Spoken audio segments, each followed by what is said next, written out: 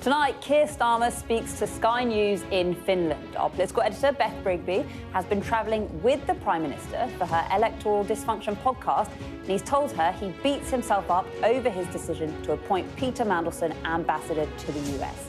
We'll hear what he's had to say in just a moment. Also tonight, Donald Trump insists Iran is begging the US to make a deal to end the war in the Middle East and labels British aircraft carriers toys. Plus, I've caught up with the Conservative leader, Kemi Badenoch, to talk fuel duty, energy and the ongoing case of Morgan McSweeney's stolen phone. And we'll be live in Sunderland this hour as Nigel Farage launches Reform UK's local elections campaign. All that and more with Kwasi Kwarteng and Caroline Flint will be with me for the next hour. It's Thursday. I'm Ali Fortescue live from Westminster, and this is the Politics Hub.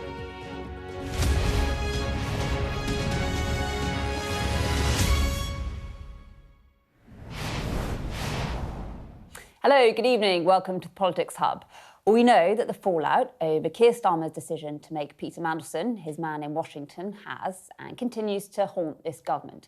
And tonight we have perhaps the most candid comments yet from the Prime Minister on that fateful choice. Keir Starmer has told our political editor that, in his words, he beats himself up over the decision. Well, he was speaking to Beth Rigby exclusively for her Electoral Dysfunction podcast. Let's have a listen. When I looked at that vetting document, the continued friendship with Epstein, the sackings from Blair and Brown administrations, I don't get why you put him back into post. Surely your instinct was, I don't want this guy near my government. Are you angry at yourself that you maybe didn't follow your instinct? Nobody has been harder on me in relation to the mistake I made there than me. And I'll tell you for why. I've spent years trying to deal with violence against women and girls. And as I look back at it now, and the mistake I make, I've been really hard on myself. In the immediate days after this all came out, I was particularly hard on myself. So, yeah, everybody else was criticising, I guess all that, but nobody was criticising me more than myself. I'm not trying to, make that a mitigation or an excuse, but I know I made a mistake. I can see that you feel that. I know that after nearly 20 years fighting violence against women and girls, I made a mistake there. And I hate the fact I made that mistake. And I dwell on it. I beat myself up about it. It's certainly not a mistake I'd ever repeat. But there's no criticism anybody else can level at me that will be as harsh as the criticism I've dished out for myself. Well, after that interview, Beth gave us her take on what the Prime Minister had to say. We did a longer interview with the Prime Minister, and towards the end we talked about the international crisis, we talked about how all our lives were going to change.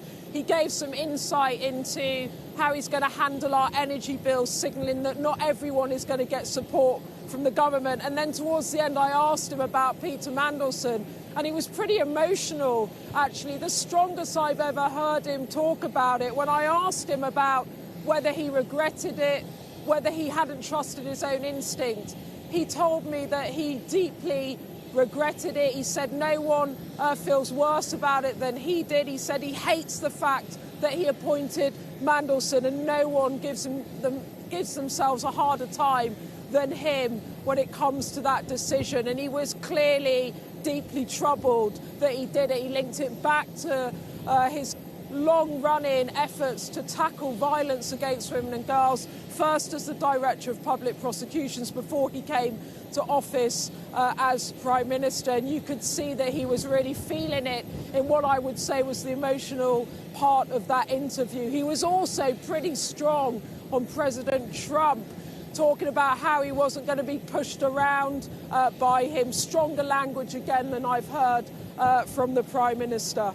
That's just a taster of the interview. It was a much longer conversation, over 20 minutes. If you want to listen to it in full, you can find it on our Electoral Dysfunction podcast. It's out at 6 a.m. tomorrow morning. You can also watch it on YouTube.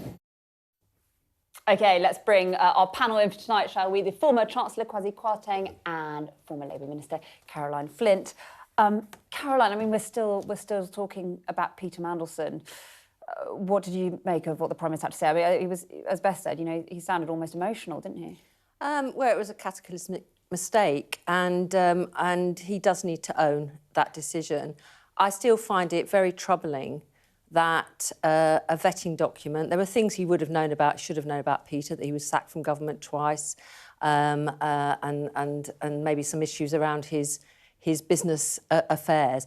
But I think what really I find so troubling about this is, you know, for a man who obviously, you know, talks, and he did in this interview, about his work over years to tackle violence against women and girls. If you see something in a vetting document about the fact that Peter Mandelson stayed a night in the apartment of a man who was a convicted paedophile, that for me would send a red flag up. And personally, if it was me and I've had Peter Mandelson in front of me, I would have eyeballed him and asked him some direct questions myself. OK.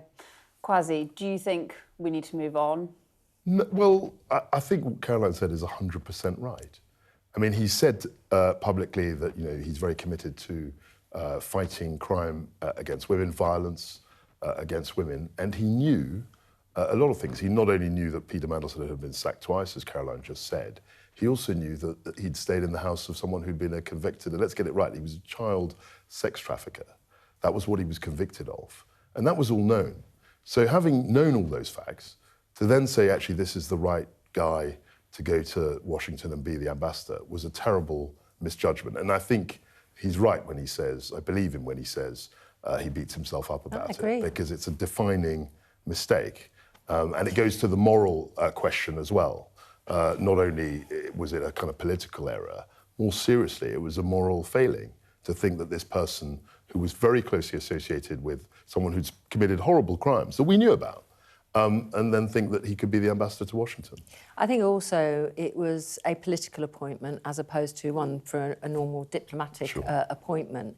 And that doesn't happen very often in British politics. Rare, I mean, it does happen, it has happened under Conservative governments and under Labour governments. So I'm not saying no to it. What can the PM do now? But there's an extra amount of caution involved. Well, I think, you know, owning it is really important. But it's actually rebuilding sort of trust. And, of course, we don't know yet what else is going to come out. There may be more things that come out of the inquiries into what happened back in 2010, when, of course, you know, Gordon Brown, and he's been very active on this front to ask for disclosure, actually, Peter was his right-hand man. That's right. His, you know, person he went to for advice. And actually some very, very serious questions over what confidential, sensitive information was being shared with Epstein during, you know, the worst financial crisis we've seen for years. Yeah, so I mean, I can see why Gordon Brown is so upset about it, because I've never seen a situation, whoever was in power, when a senior cabinet minister, and I actually happened to do Mandelson's job, but the thought of getting an email from number 10 to number 10, and then emailing it to a friend of mine in America. We should remind people he denies all wrongdoing. Well, of course, he says he does, but the emails are pretty self-explanatory. It says, "Dear Gordon," and my understanding, as we've seen, is that he forwarded that to Epstein. Thank you both. We're going to move on, but we will, I'm sure, be coming back to Peter Mandelson over the coming days. OK, let's turn to the war in Iran. And after days of claims, counterclaims, threats and rhetoric, we received this afternoon perhaps the clearest assessment yet of the state of peace talks between the United States and Iran. America's top negotiator, Steve Witkoff, confirmed for the first time that the US has presented Iran with a 15-point framework for a ceasefire. Iran, though, plays down those negotiations. And Donald Trump, I should say, has also had some choice words, once again, about our Prime Minister. But first, let's hear what he had to say about any deal with Iran. They are begging to make a deal, not me. They're begging to make a deal. And anybody that saw what was happening over there would understand why they want to make a deal. But they say, oh, we're not talking to them. Anybody would know that. And only a total fool. And they're not fools. They're very smart, actually, in a certain way. And they're great negotiators. I say they're lousy fighters, but they're great negotiators. They are begging to work out a deal. I don't know if we'll be able to do that. I don't know if we're willing to do that. OK, let's bring our US correspondent James Matthews in now. That was just a short clip. The President had a lot more to say. Can you try, if you can, to sum up some of that? Yeah, well, he got a bit potty-mouthed at one stage, and we'll play that for you in a second, Ali. But it was interesting, this cabinet meeting. Not as toe-curling, perhaps, as they normally are with, you know, the suck-up Olympics, everybody having a turn to praise the president. I think largely because not everybody got a chance to speak. But one person who did was Steve Witkoff, the negotiator, the guy who was speaking to the Iranians, of course, and who drew stumps, said that the Iranians were merely trying to long things out, wait for a new president. He was interesting. He spoke about the possibility of an inflection point. He presented, or he confirmed, as you said, that there had indeed been a 15-point action list, as he put it, a framework for a peace deal handed to the Iranians via Pakistan. He said that had resulted in strong and positive messaging and talks. We'll see where they lead, he said, see if we can convince Iran this is an inflection point. He said there were strong signs this is a possibility. So today's discussions, this cabinet meeting, very much had the feel of the United States looking for the off-ramp, albeit on their terms. You know, Donald Trump, he was surrounded by the cabinet, J.D. Vance, Marco Rubio, Secretary of State. They were anxious to shore up their president, talking about how successful this military operation had been, that it smacked of peace through strength. So clearly aware that the perception of success is almost as important as success itself, certainly where the politics are concerned. But Donald Trump, he spoke about the Iranians negotiating via back channels, dismissed any notion put about by the Iranians that they were not negotiating, that the US was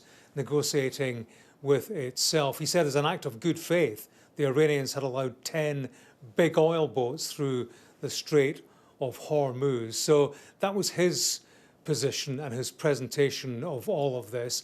And on the business of being the potty-mouthed president, listen to what he had to say when he was speaking about the Iranians and the prospect of a deal. I have a feeling it's going to clean up pretty quickly. I could just say this: they want to make, and I probably hurt our little negotiation. It gives them a little impetus to say, well, I wish you didn't say that. But they said yesterday that we weren't negotiating with them, and now they admit that we were negotiating with them. So they want to make a deal. The reason they want to make a deal is they have been just beat to There you go, Ali, a four-letter word from the president. He said that Iran now has a chance to plan a new path forward. If they don't, we will be their worst nightmare. He had a cold shoulder for the Brits, not for the first time. He called NATO a paper tiger. He dismissed UK aircraft carriers as toys, he said that Britain were too late to the party, only entering the fray after the war had been won. Let's have a listen to what he had to say about the old ally. They shot the now famous Ireland, the island that the UK was very afraid to give us because they didn't want to get dragged in. But we don't want to get dragged into their wars either. You know? One thing, we're very disappointed, I'll say it publicly, we're very disappointed with NATO because NATO has done absolutely nothing. So we had the UK say that we'll send, this is 3 weeks ago, we'll send our aircraft carriers, which aren't the best aircraft carriers, by the way. They're toys compared to what we have. But we'll send our aircraft carrier when the war is over. I said, oh, that's wonderful. Thank you very much. Don't bother. We don't need it. And we don't need it, and we don't need them. And finally, Ali, he had words for a couple of people over in the UK, some warm words, some rather colder, on Sir Keir Starmer. He said he was lovely, but he had done something that was shocking, didn't want to help us, he said. But he spoke about King Charles, and he said of him, he's a friend of mine, a great gentleman. There's going to be a state visit, of course, in the coming weeks. He said, we're going to have a state dinner. It is going to be great. OK, thank you so much for summing all of that up for us very much. James, Well, we've all seen prices starting to climb in shops and at the pumps, and it seems the UK could be the hardest hit country in the G20. Our economics and data editor, Ed Conway, has been looking at the OECD's first big assessment of the economic impact of the war. How bad is this going to be for the economy? We've just got our first assessment from the Organisation for Economic Cooperation and Development, this big kind of economic institution. And they say, in short, not good. This was their forecast for economic growth before the war came along, and they were expecting it to get a little bit weaker in the coming quarters. That's kind of one quarter in a row, just for global growth. But now, and that's partly because of, like, you know, trade barriers and all of the other things going on in the global economy. But now, look, this is the pathway they're expecting. So they're downgrading their forecast for the global picture. But when you break it down by countries around the world, it's kind of striking here. So I've highlighted the UK there. This is the last year that we've had. And they were already expecting growth to be a bit weaker this year. So the UK was kind of mid-table last year. This year it was expected to be kind of around about there, so a little bit weaker. But now that we've had, well, what's happened in the last few weeks, here's where they expect it to go. So look, the UK has just been downgraded quite significantly. Interestingly, the US gets upgraded. So stronger growth in the US because of what's happening. That's partly because we've got higher gas prices, higher oil prices, big oil producer, big gas producer in the US. But the UK downgraded actually by 0.5 percentage points, which is more than any other economy. So a big downgrade, not good news for the UK, and raises the question, of course, why is this happening? Well, part of the explanation is the growth was already relatively weak, and the latest numbers aren't particularly promising. But partly it's a few other things as well. Think about the fact that we've got very high debt levels in the UK, and the debt interest costs are rising here. And actually, this is just showing you the 10-year bond yield in the UK. It's kind of what the government, we have to pay on government debt, highest since 2008. And if you compare the UK to other countries around the G7, so other major economies, look, that's the rest of the G7, that's the UK. It's kind of an outlier. So we're paying higher interest than most other countries around the world. On top of that, energy costs. Now, the extent to which higher oil prices, gas prices feed into inflation differs by country. So that's the US, an extra 0.3% on inflation. The euro area, an extra 0.98% on inflation. But for the UK, it's even more. I mean, it's not much more than the euro area, but nonetheless, it is more. So inflation feeds through in a way that it kind of, is more exacerbating for the UK than elsewhere. A final thing to note, there is a real impact on all of our pockets, but it differs by different income groups. So for high-income groups, the extent to which inflation is affected by energy costs, which is basically what these bars are showing you, is not that high. But for low-income groups, because more of their income is spent on energy, it is higher in the UK than basically anywhere else. Put all of that together, and it helps explain why, particularly for low-income households, but also for the UK as a whole, the economic implications of the Iran war are potentially very serious. Well, as you can see, our Deputy Political Editor, Sam Coates, is here. We're going to talk to you very shortly, lots to talk to you about, but let's bring in our panel again quickly. Kwasi and Caroline. Sure. Kwasi. Familiar graphs to me. Yeah, I can see you nodding along. But I was seeing that the 10-year gilt is higher than when it spiked when I was in office. And the reason for that is that we're just borrowing, well, one of the reasons is that we're borrowing huge amounts of money. So we haven't managed to really cut spending or reduce the rate of increase in spending. It wasn't an ideal situation when you were in office. No, well, I'm not saying it was. I'm saying that's why I recognise the issue, and there were many similar issues in terms of the economic impact of rising energy costs. And the big headache they'll have is how do they intervene? I mean, one of the things we tried to do was to help everybody, and it was a huge cost, and that was one of some reasons why the markets were spooked. The Treasury will have to decide, the government, number 10 also, will have to decide if they're going to intervene on energy bills. Who are they going to help? They've ruled out a blanket, subsidy for everybody, but they're going to have to work out how that's targeted. And also, given the borrowing costs, they're going to have to do something in terms of public expenditure. They're going to have to manage that, and it's a real headache. Do you think that blanket plan that you guys did, the £40 billion, was that? Looking back, we had that debate, and looking back, that, to my view, was the tinderbox. That set up the whole debacle and situation that we were in at the end of 22, because the intervention that we had was scored at something like 90 billion. Once the gas prices came down, it was recalibrated at a much lower rate, but by then the government had fallen and Liz Truss and myself had left office. And Caroline, I mean, you know, we are going to start to see this hitting people's pockets.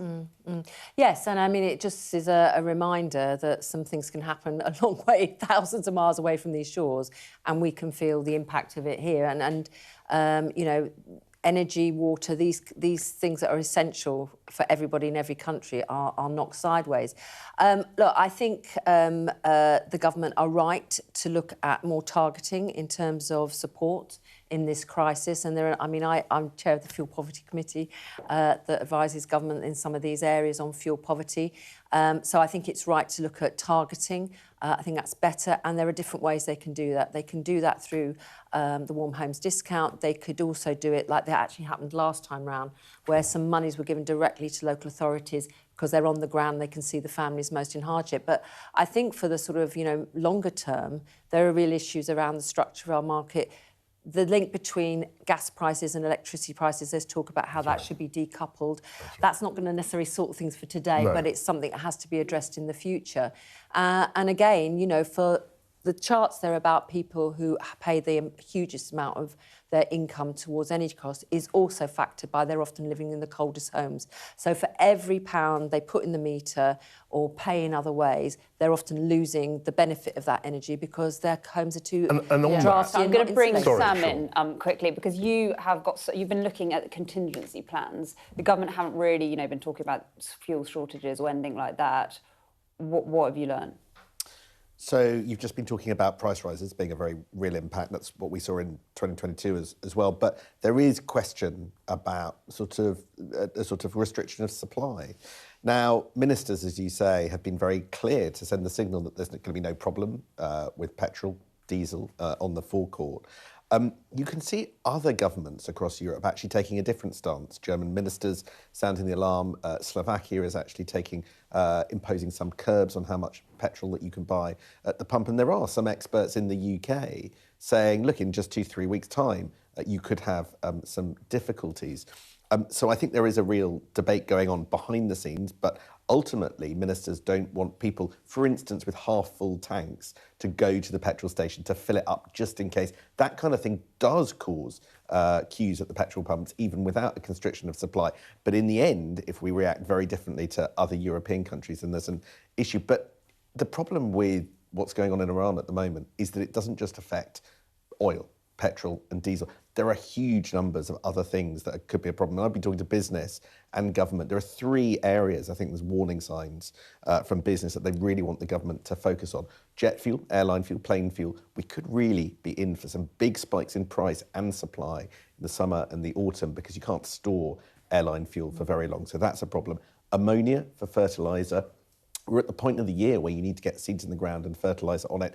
If the price of that goes up and supply goes down, then frankly, all that happens is you get less product, food prices go up, and that's another reason why there's a cost of living pressure. And finally, the third one, this isn't a household good particularly, but it's helium, which is used in semiconductors, MRI scanners, and the like. Qatar is one of the big 2 places that produce that. It is absolutely the foundation of some high-end industry, and as you can see, medical equipment. That needs to be thought of. Are there contingencies, mandated stocks, supplies from elsewhere? But everybody is competing over the same raw minerals and materials and supply. It's going to be very difficult, and it's going to be difficult for months, not just weeks. Really interesting. Thanks, Sam. Kwasi, you know, as Sam says, other countries are talking about fuel shortages. Should this government be doing that? So look, I mean, I think what the other countries, many of them are doing is constricting supply at the pump. And given, you know, we've had a political, I mean, I'm old enough to remember the the fuel outrage protests in 2001. I think you were in Parliament. That was a very wobbly time. And I think taking on, you know, truck drivers, people who are driving around the whole time, politically is very sensitive in the UK. And so I'd be surprised if they went down that route. And the thing I have to say also is that the one thing you can't say if you're a minister is don't panic. Because that is what's going to drive. If a minister comes out on the television and says, don't panic, that basically forces everyone to go to the petrol pump and fill their car. So it's a very delicate balance that they're going to have to, or thin line, they're going to have to tread. And it's difficult. And actually, the nightmare for Rachel Reeves and the Treasury generally, and the government, is in a world where your interests are going up in terms of your borrowing, in a world where you can't cut spending and all the other costs and cost of living are going up, your ability to help people is very, very reduced. I mean, look, I'm sure across government, every department is looking at their resilience plans, their emergency preparedness plans, and be looking at various different options. And I mean, one of the aspects of this is, in some respects, you know, it's really difficult because every day things seem to be changing. And we just saw some evidence of that in terms of what President Trump was saying today about negotiations. Who knows how real that is. We're not actually at the peak of where we were in terms of the prices under when the Ukraine war was in 2022. Yeah, the prices were higher. You're right. The prices were much higher. So I'm not trying, but I don't want to be disingenuous about the situation we're in at the moment. But just to go to your point as well, Sam, I think the government has already in Teesside are supporting a factory, a business, on creating more ethanol, for example, which is used in biofuels, and CO2, which is actually used to stun animals when it comes to slaughter. So it just brings home to you all these different products that are affected by this, that are used every day in different parts of our economy, and they'll be looking to what they can do to make sure they can ramp up where we can to have the resources available. But it's tough. I mean, the CO2 point, I mean, I remember in government, we were worried that they wouldn't be able to carbonate drinks, so you couldn't have fizzy drinks. That's right. Because the cost was so high and the companies were saying we can't produce the stuff.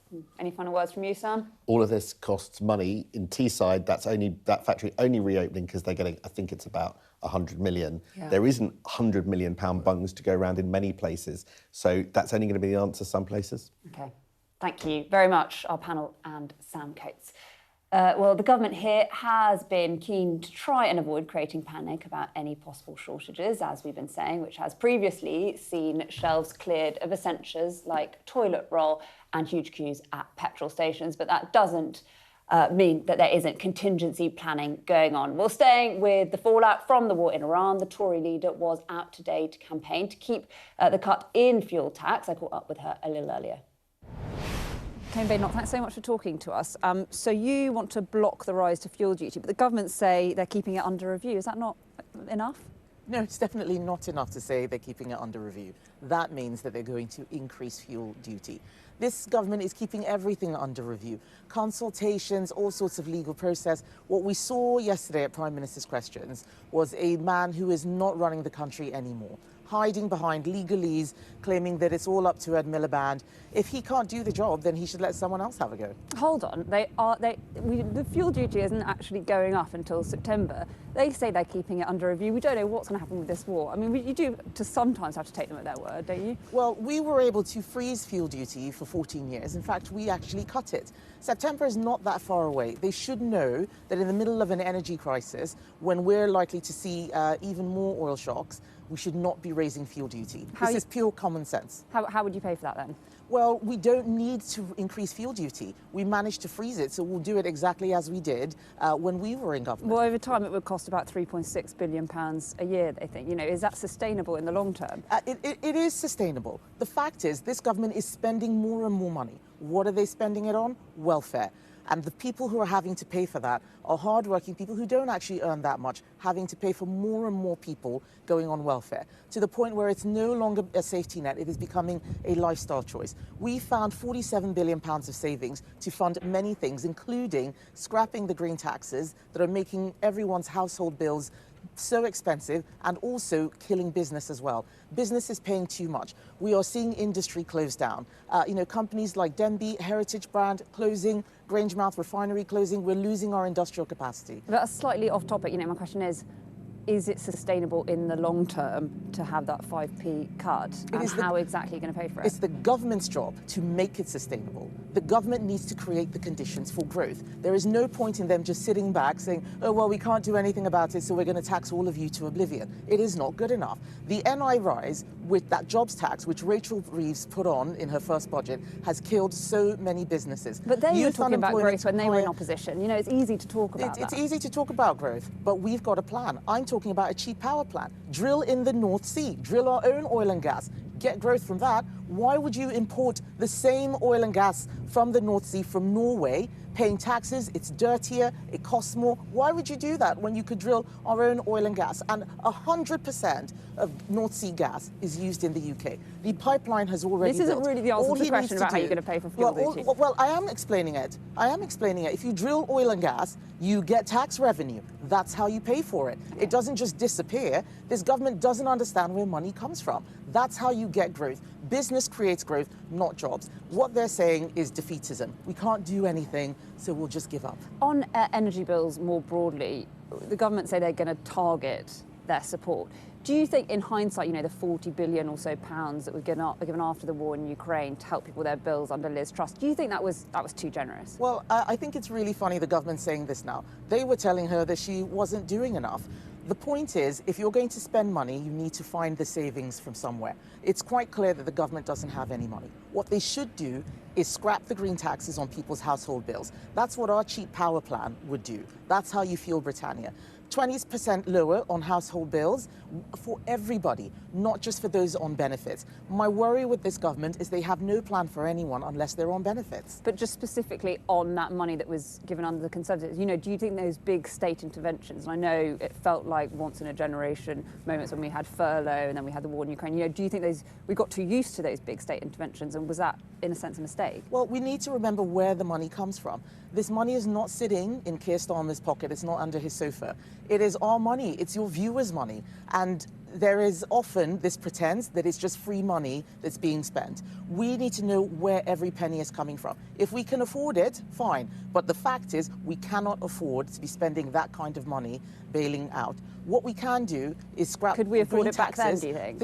I'm not speaking about the last Conservative government. You can ask the person who did that. I am here now as the leader of today's Conservative Party, a new Conservative Party that is actually trying to get spending under control. And we're the only party that's doing that. Everybody else is talking about more spending. We are heading for a big crash. We cannot go on like this.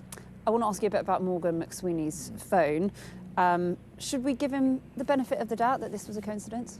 Well, given that the Prime Minister told us that he had no idea Peter Mandelson had such a close relationship with Jeffrey Epstein, I don't think that we should give them the benefit of the doubt. What we need to see is questions answered. I think a lot of the story about this mobile phone is suspicious. Even what the Prime Minister said today about it all being a conspiracy theory makes me think that we should be trawling the Thames to look for that phone. They need to come out and explain why the Chief of Staff to the Prime Minister lost the phone and did not tell the police who he was. Iran could have stolen that phone. China, Russia. He should have let the security services know. Looks like that didn't happen. There's lots of questions to answer. OK, Kevin Bainlock, thanks so much for talking to us. Thank you. Well, the war in the Middle East and its impact is sure to feature heavily on our late night programme, The Wrap, tonight from 10 o'clock. Here to discuss all of today's big stories and the best of tomorrow's papers will be the former Conservative Cabinet Minister, Michelle Donlan, and Labour peer and human rights campaigner, Baroness Shami Chakrabarti. We're just going to bring you some news which has broken in the last hour or so. Councillors in York have voted unanimously to remove Sarah Ferguson's title of Freedom of the City of York over her friendship with the paedophile financier Jeffrey Epstein. Well, we can go live straight away to our North of England correspondent Shingi Marike, who was in that meeting. Shingi, thanks so much for joining us.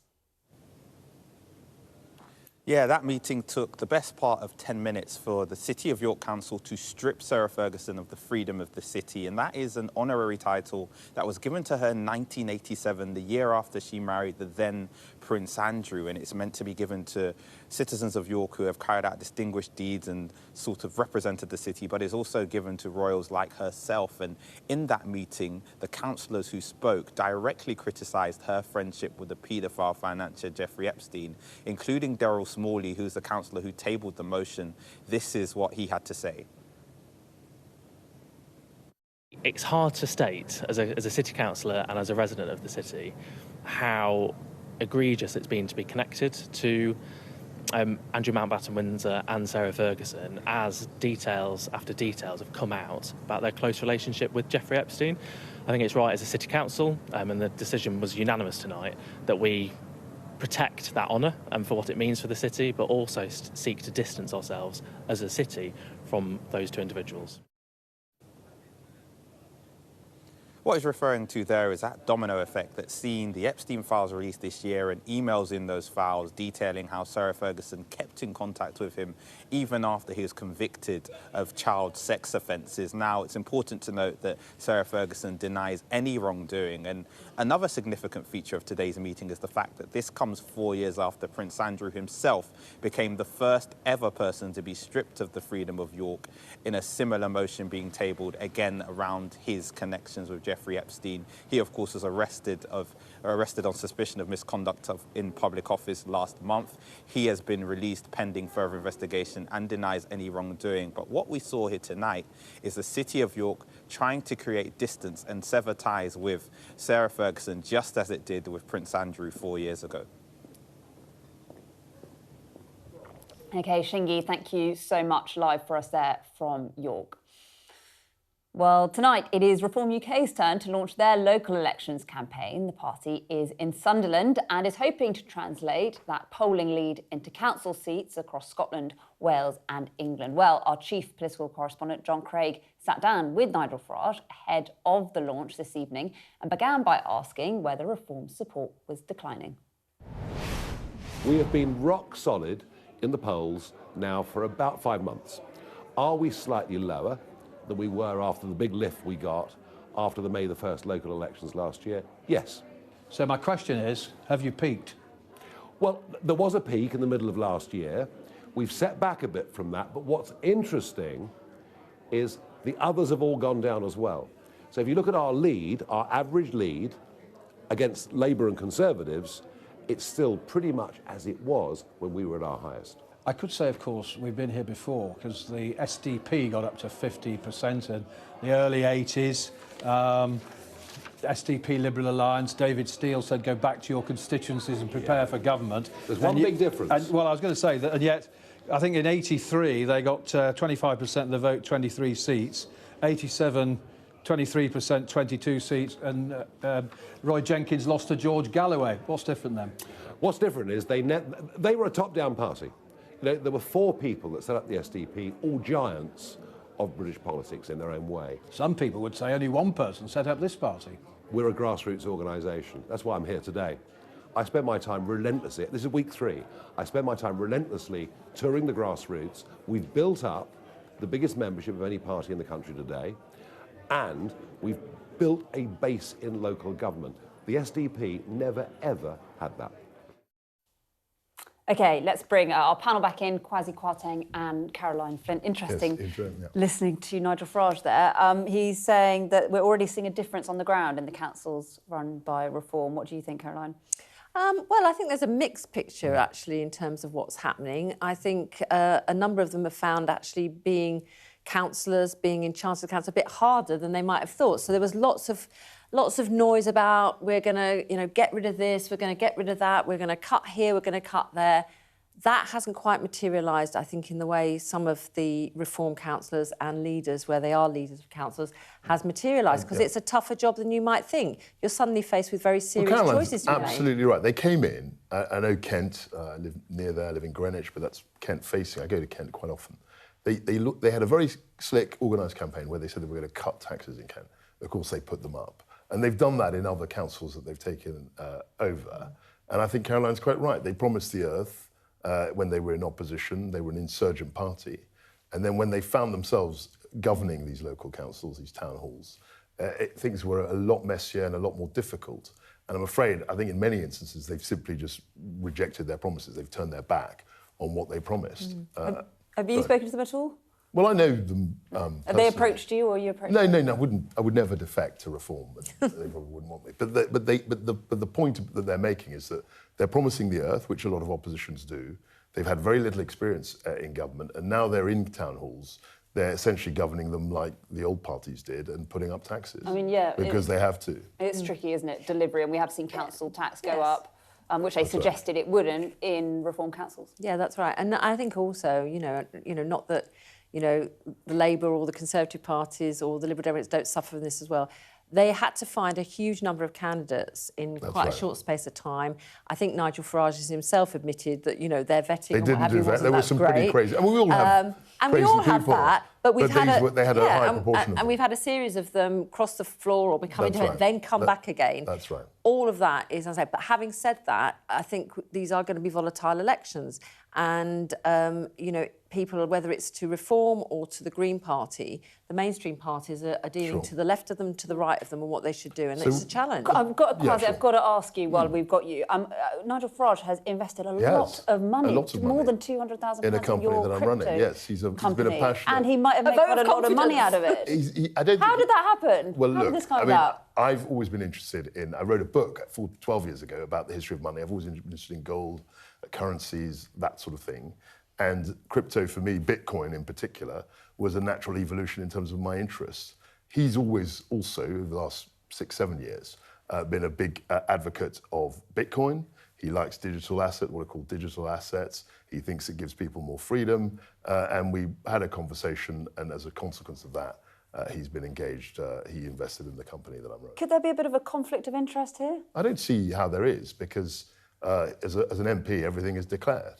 There's no law saying as an MP you can't make investments. If they got into government and they had some power over the regulations? Well, then they would. Then they'd have to declare that, and they had to remove They would declare it, and they would have to. Everything would be different. But as a backbench MP, which effectively he is, he's not the leader of the opposition. He's not anyone. He's just an MP. There's nothing in our laws saying that an MP can't invest in a business. Yeah. And it looks like donations are going to get a bit more tricky for crypto donations. Yeah, I mean that's a separate issue. Thing, yeah. Anyway, thank you both. We will come back to you very shortly. Well, while we're talking local elections and waiting for that Nigel Farage speech, which of course we're going to bring you live, let's talk about Birmingham. It's the city council that is run by Labour and expected to fare badly in its first test since the general election. Our political correspondent, Alex Rogers, has been hearing what voters there care about the most. It's a perfect chance to defeat Labour. Nobody wants Labour. In less than 2 months' time, voters will go to the polls here in Birmingham to decide who should control their council. It's a council that has been run by Labour for the past 14 years. And in that time, problems, from bankruptcy and bin strikes, have built up and driven the perception of a city in decline. Hoping to capitalise on Labour's perceived failures is Ahmed Yaqub, a high-profile local lawyer who came second to Shabana Mahmood, now the Home Secretary, when he stood in the general election. He leads a growing group of independent candidates who want to win enough seats in this election to control the biggest council in Europe and oust Labour from power. What does your Independent Alliance stand for? What are your big campaigning issues? Here, people are actually struggling with day-to-day living, you see. Child poverty is huge here in Birmingham.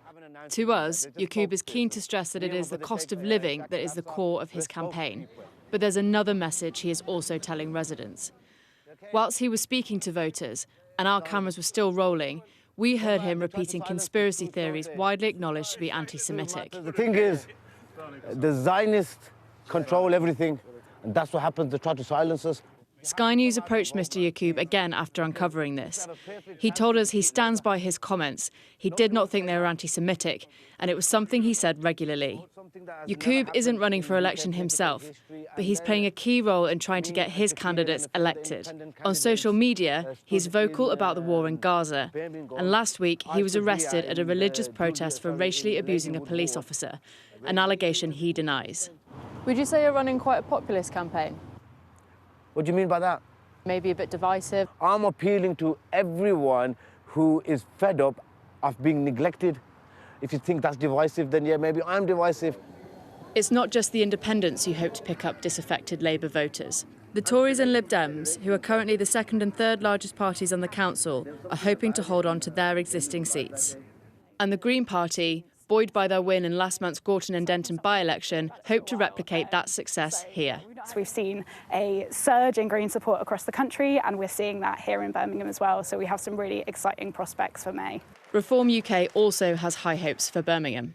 We're going to throw everything we've got at those Birmingham elections, and I think we've got, seriously, we could just do it in Birmingham. We really could. But despite the increasing problems the city has faced in recent years, the council's leader is hopeful his party can turn things around. There's a lot more that we still need to do, but it's really clear that we're the only party with a plan to address those issues. All the others offer is division and disunity, and frankly, we've got some people who want to turn communities against each other. Labour's message in this campaign might be, stick with us and things can improve. But it's clear that mission is a work in progress. There's real anger that mainstream parties have failed this city, and that gives new insurgent parties a real chance in these elections. In some ways, Birmingham is a unique city. Its problems more visible than other areas. But the circumstances here reflect what is happening on a national level, with voters now more willing to abandon the politics of the past in favour of the new. Alex Rogers, Sky News, Birmingham. Let's bring our panel back in, shall we, Kwasi and Caroline. It was quite an uncomfortable watch at times, that piece, wasn't it, Caroline? Look, there's lots of individuals over the years who stand under the label of independent, and they might, as we saw there, talk about cost of living. Well, every politician is talking about the cost of living. It's what you're going to do about it, how you're going to resolve some of the issues that face people day to day. But then, you know, when you scratch the surface and you see that, where he is making anti-Semitic comments, that's what's worrying. You never quite know, you know, for all the issues, I think sometimes that affect, you know, the Conservatives and Labour, I think there's much more transparency about who we are and what we are. And I'm afraid independence of all sides, you're never quite sure. And that's the danger in some of these situations. So the difference with that footage is that if any of the main parties had a candidate who was filmed saying that, I mean, he's not a candidate, but they would be chucked out of the party, regardless of the campaign that he's supporting would be. That's exactly right. Whereas it was revealing, and then what he said when you challenged him, your reporter challenged him, was that he stood by his comments. So, you know, saying it was a Zionist conspiracy and the Zionists controlled everything, which is crudely anti-Semitic. So that's scary. The other point that your reporter made was new insurgent parties. That was the phrase that I sort of clocked. And it's true. I mean, in Birmingham, you've got the independent candidates, you've got Reform, who are new, you've got the Greens, and it's going to be a huge mess, I suspect. And no, it's very unlikely that Labour will retain control, frankly, and you'll have to just wait and see how the cookie crumbles. A whole new political landscape. Well, it is and it isn't in some ways, is it? Because, I mean, it's interesting always when I hear Nigel Farage and talks about the Reform Party as a new party. He's been leader of lots of different parties before that. You know, the Brexit Party, the UKIP Party, I mean, going back a long way. But there are other parties, Caroline. You've got the Greens but the and Greens these have been independents. yes, and you've had independents and the Greens, and you know, there's a whole issue about Gaza going on. But you know, fundamentally, is what will they do? And if I really do feel for John, the leader at Birmingham Council, because I think he has actually been making the right decision around the situation affecting the refuse service. And it is not things like bins that people actually vote No, exactly. And actually, you know, the policy they've taken to how they tackle that service in the council, that's the same way that councils around the country have done it. It's just unfortunate that with the Union Unite, it has become to this situation over a year. Right. Now, where amongst the independents, where amongst Reform, where amongst the Greens are they going to resolve that? I think, you know, it is a real shame. And also, John has tackled some of the issues around the debt and everything else, all the issues around that. So it is unfortunate. And, you know, if he's been so effective and you've given him a good defence, why is it such a terrible outlook for them? Because he was blaming Tory austerity and cuts. Yeah, but that's, you know, the Gaza independence, the Greens, it's fracturing all over the country. I agree with you on that, and he's got to defend his record instead of blaming the Tories. Well, I think, but I do think one of the things we are facing, and parties, you know, Labour and Conservative, to the right of us, to the left of us, there is a fracturing of politics, and in some respects, you know, people just the public feeling so despondent, they'll just vote for these parties. But the question is what you're going to get?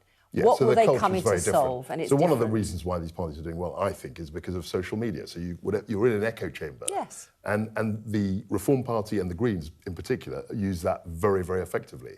So you've got this fracturing, as Caroline talked about, and it means that in local councils you're not going to have partly, you know, people are fed up with the main parties? There's that, and that's been around for a while. But I think these smaller insurgent parties are very effective. I'm sorry, we're going to pause you there because we're going to dip into Sunderland, where Nigel Farage is launching Reform UK's local election campaign. Let's have a quick listen. Prime Minister.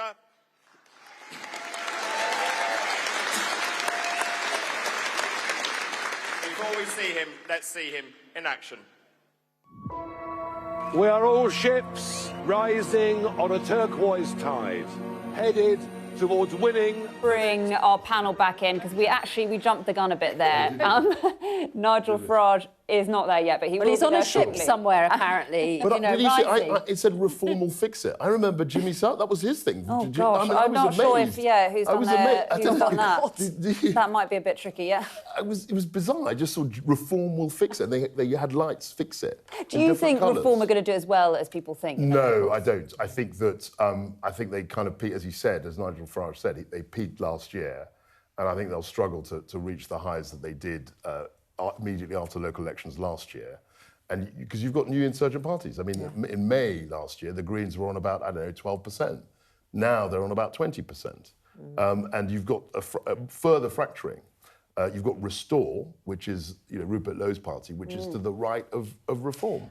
So the whole thing is getting more fractured than was the case even last year. A lot of agreement tonight from you two. Well, I think, I mean, it's about the politics of it, isn't it, and about how these things play out. That's right. I mean, there were situations, in 2019 at the general election there, where reform took a big vote in lots of constituencies, including my own. It didn't lead to a Reform MP; it led to a Conservative MP. Yeah, so they the way down.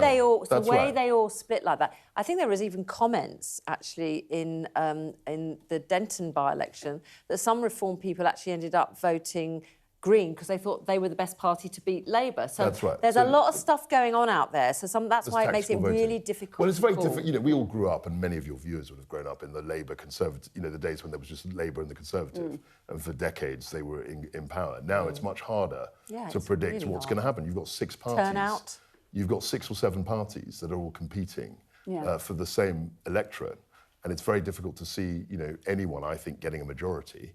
And we'll just have to see how well they do. The Tories do a deal? No, I don't think they should. I think the Tory party has got to keep its integrity. I think it's got to campaign, and distinguish itself from Reform on one side and from Labour on the other. Yeah, and I think the other thing about that is that, it's your messaging as well to the public. If Reform are having a go at the Tories and then they do a pact with them, that's going to look bad. Exactly. However, at the end of a general election, you may have a hung parliament, that's when the whole horse trading goes on. We're singing as one tonight. I know, this is remarkable. You're absolutely right. Maybe a Tory-Labour pact. The time to do the deal we're is going after the to, as you can see, there he is, Nigel Farage. Let's have a listen in. It was here in the early hours of the 24th of June 2016 when the returning officer read out the result that made us realise that a dramatic political earthquake was about to happen, and the British people had voted against the main parties, against the trade unions, against the big businesses, against much of the media, and they voted to leave the European Union and done it decisively.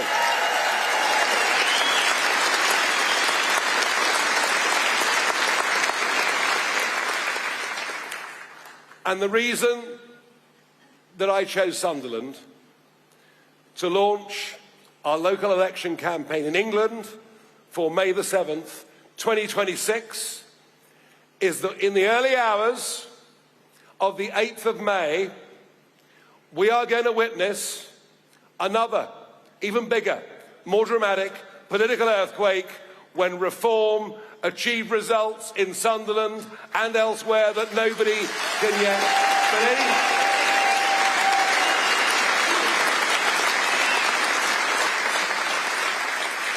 And of course, we'll campaign on local policies. Of course, we'll campaign on the record of Durham, just over the road. And didn't Andrew do a great job earlier? Isn't he doing a great job as council leader? And as Richard said, we've saved hundreds of millions of pounds in our first year. Our council tax rises are lower than the other parties. We've got much to be proud of. So, of course, we'll be campaigning here and elsewhere on local issues. But there's no denying that here in the North East, where the Labour Party have held sway in local government and in terms of the MPs they've sent to Westminster since pretty much the end of World War I, this here will be a referendum on Keir Starmer's premiership of this country.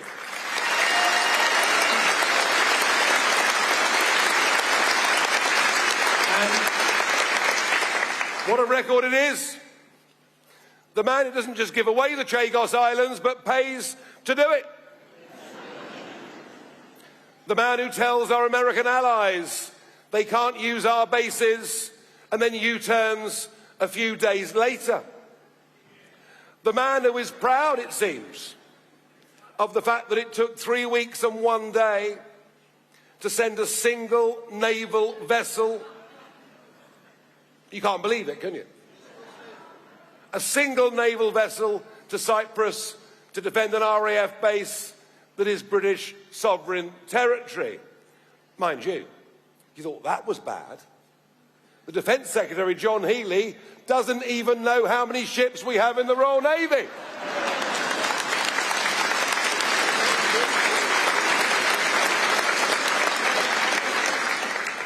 This is the man who will not stand up for British values.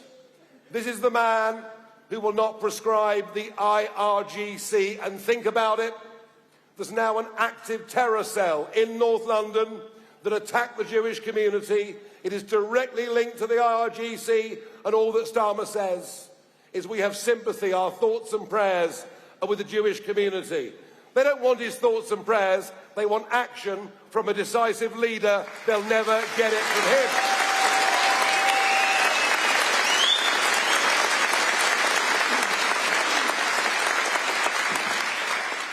This is a man who worked against British servicemen who were hounded through the courts many years after they did their duty for Queen and country. This is the most unpatriotic, the most dishonest, the most dissembling, the most undeserving Prime Minister we have had in any of our lifetimes.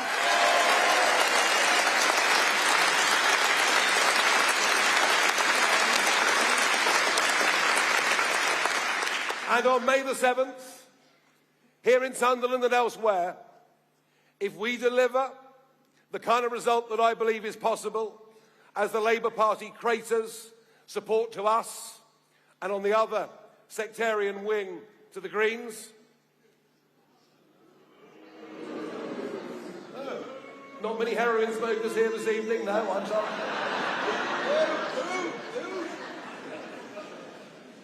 Here in the North East, the voters in these areas can deliver a decisive blow, and a blow that would mean Starmer would be out of office by the end of May. Isn't that worth fighting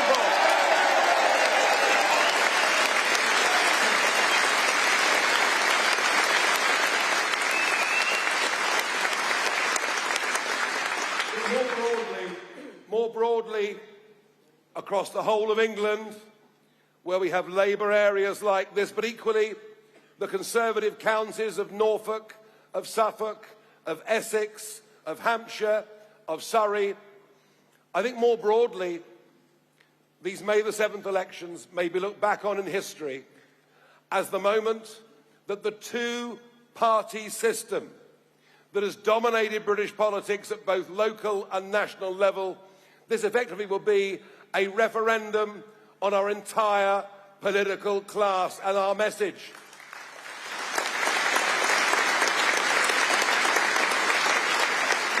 Our message is simple. If you want real change, if you want different people, if you want those with the courage who are prepared to stand up and put the interests of British people first, not international treaties or bogus organisations, if you want people who will make sure that it's British people that go to the top of social housing lists and not young men who've just arrived by boat.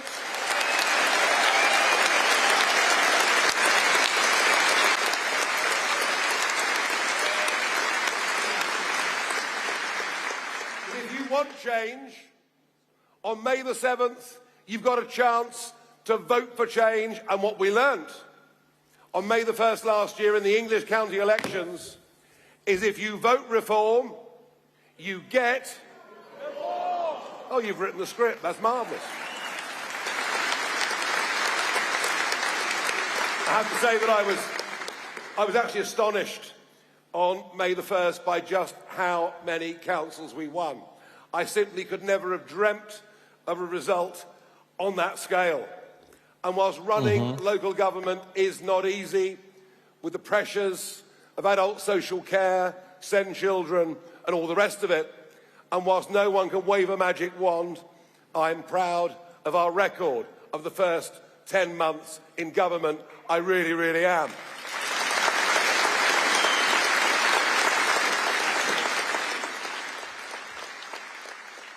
But this year...